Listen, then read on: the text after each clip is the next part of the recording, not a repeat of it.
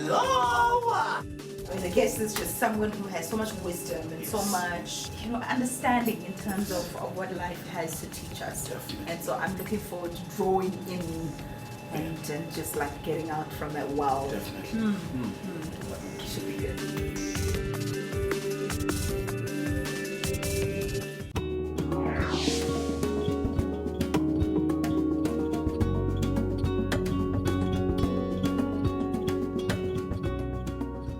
Hello to you and welcome to Visionaries. It's so good to be in your company. As the saying goes, the pen is mightier than the sword. Our guest today is a poet, an author, an academic who uses her words to empower people all over the world. Help me introduce Dr. Lynette Hlongwane. Thank you so much, Doc, for joining us. It's an absolute pleasure to have you. Thank you very much. It's my pleasure too to be here. To think that it all began in Richmond, KwaZulu-Natal. Yes, it's a small town in KZN, Richmond. It's actually Ndaleni Methodist Mission, where I grew up, where I went to school, where I did my primary education. Yeah. And tell me a little bit more about what it was like being a child. We were, in a sense, a privileged family. We were not aware of it then. I think because my mother took good care of us. She provided the essentials for us. So we were not rich, but we had what mattered in our lives, yes. I'm glad you speak about your mom, because you were surrounded by strong female figures, weren't you? Yes, I was. Yeah. My mother and my grandmother. Yeah. Yes. What were they like and what made them strong in your eyes? My mother is a leader. We regard her as a matriarch in the family. Not only for me and my kids, for the entire Majosi family, the Mubes, even the Hlongwanes, they depend on my mother. She has that background, that strong Christian background, with parents who were preaching the gospel of Jesus Christ, converting people, to Christianity. Yeah. Tell me about that picture that we see over there. Is that with you and your mom? That is me and my mother. Yes, I just graduated with my secondary teacher's diploma at the University of Zululand. What is remarkable about the photograph is that I had, when I finished high school, I wasted 4 years, because of political involvement. Yeah, I didn't want to go to an ethnic university. I eventually went to the University of Zululand to do a teacher's diploma, and then I fell pregnant. I disappointed my mother. I got married. Then that picture there is when I went back after I got married, had one child, my daughter, and returned to complete my diploma. So it was a proud moment for my mother that I finally achieved what she sent me to university for. Where was your father during those very important formative years and when you're becoming this young adult and growing and achieving so much? My father was an agricultural demonstrator. You know how it was in apartheid South Africa. He worked away from home. He was out in Potchefstroom, He came home very regularly. But he took good care of us. He sent money in the mail.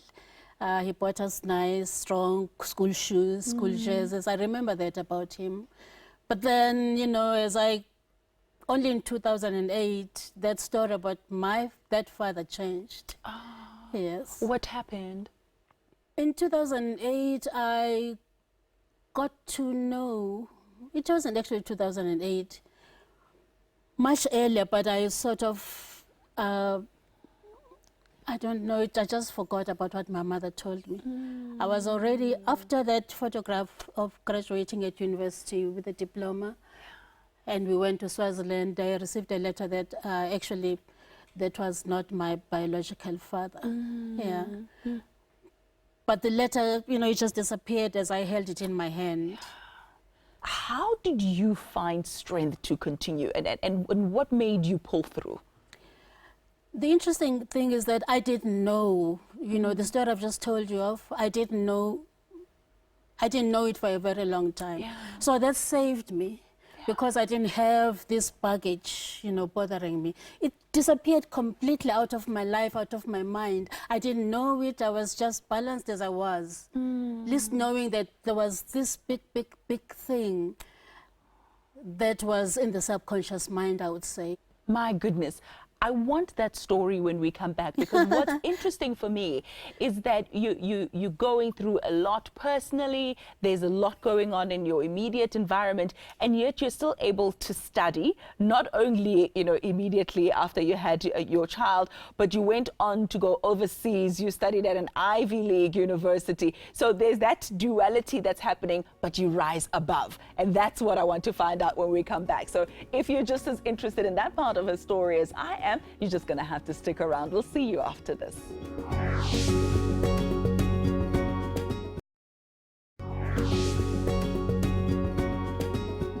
Hello again, and thank you so much for staying with us. Let's continue our conversation with world-renowned wordsmith, Dr. Lynette Hlongwane. Doc, just before the break, you were telling us about some of the difficulties that you were facing in your personal capacity, but, you know, professionally and academically, you continued to soar. Tell me a little bit about your global exploits and what you've achieved. Well, it wasn't really plain sailing. Yeah. You know, as South Africans, you know, we struggle so much to get through our education. So it was the same with me. After my teacher's diploma, I taught in Swaziland. It was only after I became widowed in my early 30s that I pursued my BA degree at the University of Natal.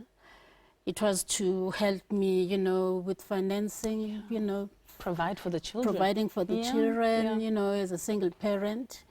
So I studied at University of Natal, got my BA and BA honours. I was fortunate enough to be awarded a scholarship by the British Council, which enabled me to study at Leeds University in the United Kingdom.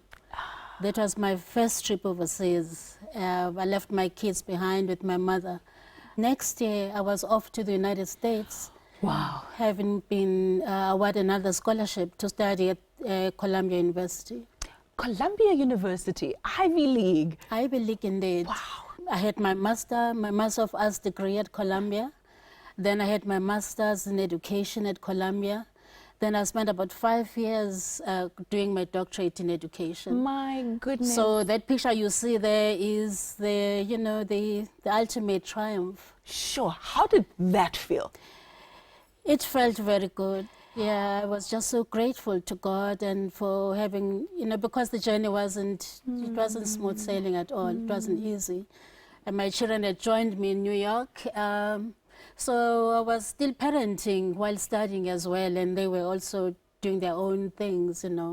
I then want to talk about your book, which is Much Ado About a Goat, the White House. How does that happen? What's going on there? Well, as I said, you know, it was only in 2008. I had left the country, you know. My daughter is in Canada. I was kind of, you know, disappointed with being back in South Africa. Yeah. It seemed I wasn't appreciated. So finally, a lot of people had left before I did, you know. So I decided, you know what, Lynette, with all your skills, with all your expertise and experience, you're wasting your time in South Africa. So Canada had invited me to land, you know, and become a citizen, en route to become a citizen of Canada. But then God, universe, whatever you call it for, they said, no way, ma'am. Unfinished business back home. Wow. You cannot begin a new life here before you finish some unfinished business back in South Africa. I want to talk about that unfinished business now. Unfinished business, it was in 2008. I was just 1 week in Canada, living with my daughter. She says, Mom, if you're not too tired from jet lag, where would you like to go to? Just first week of my arrival. Bookstore, you know, the mall. I like books. I've always loved books, as you know. And so went to the bookstore. Barack Obama had just won. We had crossed paths with him during the last 6 months of his campaign. Yeah. I think it's also just universe. Wow. Getting me used to the person who was going to change my life forever. But I didn't know, you know. So I go to the bookstore, I get his 2 books, and I go home. You know, I'm not thinking anything. Yeah. And then as I begin to read one of his books, something is triggered in my memory that has changed my life forever. Just 4 words in the book changed my life forever. It was just, you know, a quantum moment, something that goes, It's not even a second. I was a totally different person from then onwards, because I remembered I needed to, there's the story of my father that I haven't sorted out. I need to go back to South Africa. So the title of the book is because I was inspired by President Obama to go on this journey, on this search, you know, for my biological father. And how did that search go? Where did it lead you? It has led me to peace I never even thought was possible. Because all my life I thought I was complete, I thought I was balanced, but there was this huge gap in my life I wasn't even aware of. I do say that I was saved so that I didn't have this trauma in my head about my father, about this, because I had so much else to worry about. I had the kids, I had myself to look after. Only when everybody was, you know, sorted out, I think universe said this is the time to attend to unfinished business. You know, matters of identity are very sensitive matters in our lives, you know. We are who we are because of what you identify with. So I think God said, no, there's something incomplete in your life. There's something that you don't know, that you must know at this point in time. Your kids are grown up. You've achieved so much yourself. So we think you'll be able to manage this challenge right now. Now is the time. I don't want to talk about it too much because I know that it's the subject of your memoirs. Yes. So we'll chat about that in just a moment. Do stay with us. More after this.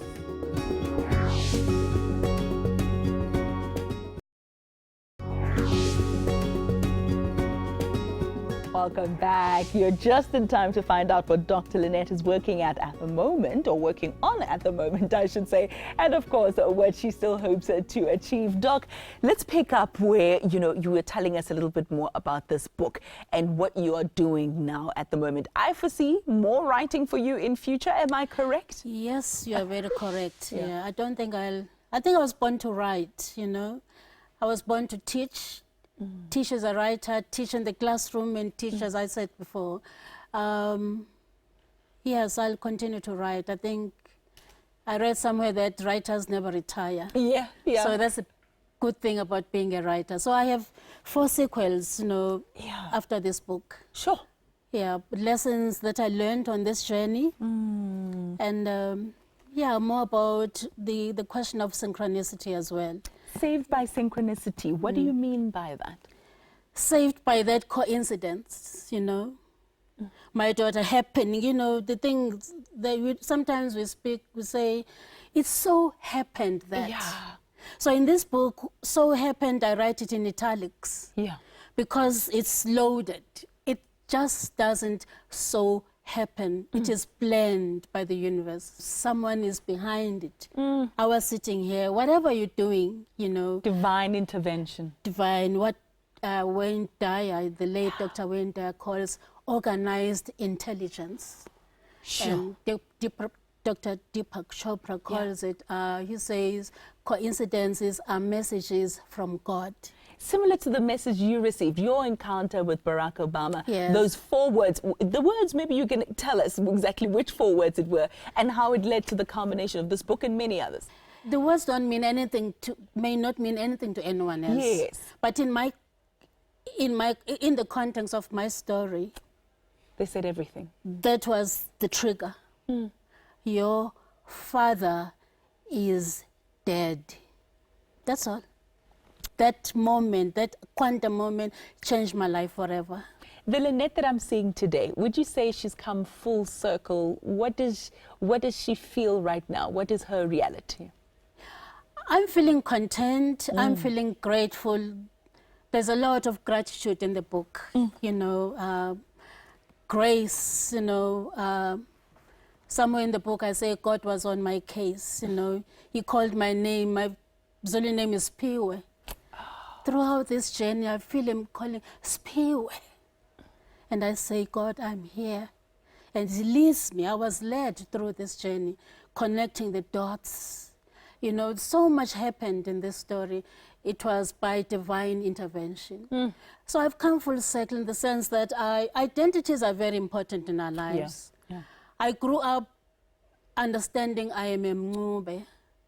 But I'm not a Mncube, I am a Mshengu, Mshengu Shabalala. So there's so much pride in me today to tell you that Ntombi yaMashengu. Come on now, come on now. Sure. When did I get to know that? Only as I began the journey that was triggered by Barack Obama only 10 years ago. Sure. That encounter, what did it entail? I mean, was it a face-to-face interaction? Was it something he had said? Was it his work, his writing? It was those 4 words. Yes. You know. I don't know him. People ask me if I've met him. I haven't. But the way, you know, the synchronicity that happened. Yeah. He doesn't know how he has changed my life. I've never met him before. And I don't even think he had intended it for it to exist. My goodness. I write in the book that I'm not like a kind of person if maybe there was a motorcade, you know, you would say, Michelle, you see that lady there, Lynette Hlongwane, that's the woman I helped. No, it doesn't even know I exist, but it's God, you know. Because in God speak we're all his children. It is God who said, Barack, he said, Barack, and all Barack stood up and he said, that Barack, that Barack, I'm sending you to Lynette Hlongwane. I want you to change her life forever. I love it. So we are now busy with the books. I know some of your work has been used in school curricula. You've worked for the United Nations and various agencies there. You have done exceptionally well, but I want to know from you, how do you rest? How do you relax? What do you do for fun? How do you unwind, as it were? I think I get lost in my writing. I think I was born to write. I say in the book that they knew that I love words. You know that from very early on I was reading Reader's Digest. Yes. And I say to myself, universe said, no, that's how we'll catch it. We'll find it in a book. Yeah.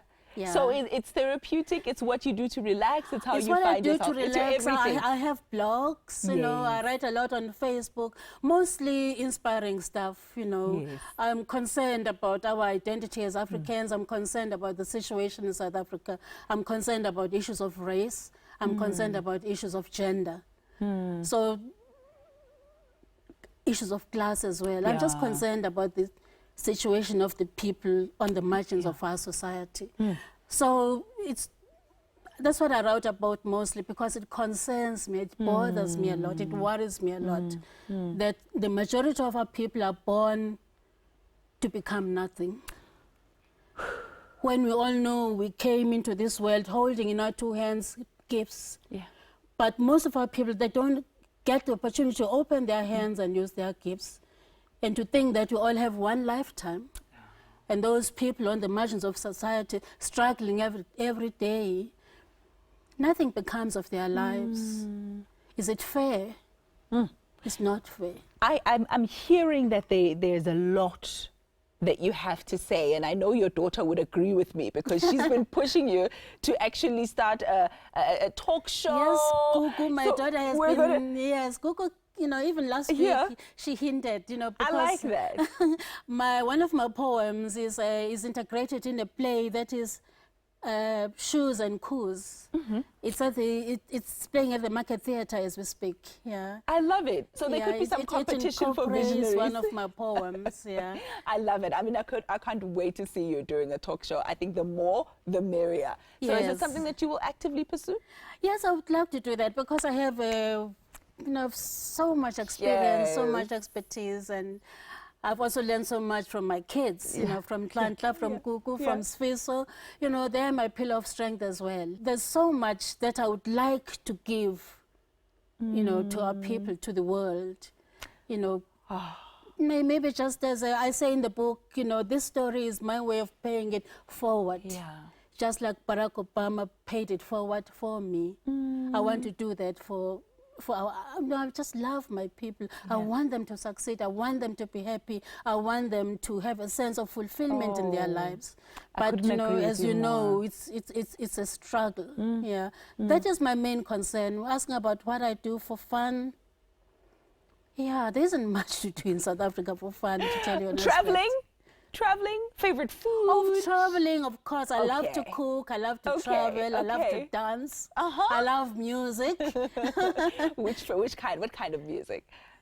All kinds of music, Uh-huh. yes. All kinds of music. But of course, I'm not that much into kwaito. No. Oh, I can get you interested I'm in old-fashioned in that sense. Yeah, Maybe but I just jazz. love good music, Oh, let me say. I love to read. I love to write. I'm writing all the time. I can disappear in writing. I can, just me and my computer. I virtually live in my head. Sometimes love I it. want to say, Your purpose, your destiny just engulfs you and just surrounds you in everything that you do.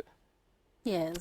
I'm inspired. I am inspired, and I trust that you too are inspired. Thank you so much for joining this conversation, and we'll see you again next time. Now, I want to leave you with a little bit of something that kwaito young people would say. When they say just be yourself and be great and inspire people all over the world, they say, do you. Do you, boo? Of course. Do you, boo? Do you. Do we all you. have to do ourselves. Be ourselves. Yeah, there's nothing else because there's only one of you. Only one of you. Your identity is important. Do Yes. you, boo? Yeah, and your future, your life. Don't waste it. Yeah. I love it. Thank you so much. I think it's more hip-hop than kwaito, but it will do. Do you. Bye for now. Life is full of obstacles and challenges. But there's a reason for you being here. There's a reason for you having been born with your talents. Find your gifts. Keep pushing on your dreams. Never give up. We don't want to leave this world without anyone knowing you were here. Leave something when you leave, a blessing to humanity.